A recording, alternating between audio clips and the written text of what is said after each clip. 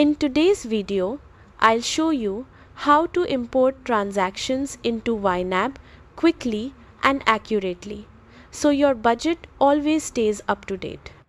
Start by opening your web browser and going to the official YNAB website. Log into your account using your email and password. Once you're logged in, you'll land on your YNAB dashboard where all your budgets and accounts are visible. Before importing, make sure your transaction file is ready on your computer. YNAB supports common formats like QFX, OFX, QIF, and CSV. Most banks let you download transactions in one of these formats, usually labeled as a file for budgeting or finance software. Now, locate the downloaded file on your device. Simply drag and drop that file anywhere into the YNAB interface. As soon as you drop it, YNAB will automatically detect the file and open the import window.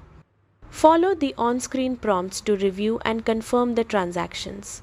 YNAB helps you match them to the correct accounts, avoid duplicates, and categorize expenses properly.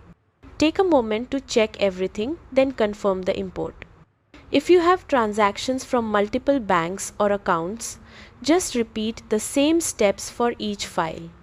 Once done, all your expenses will appear in YNAB, giving you a clear and accurate picture of your budget.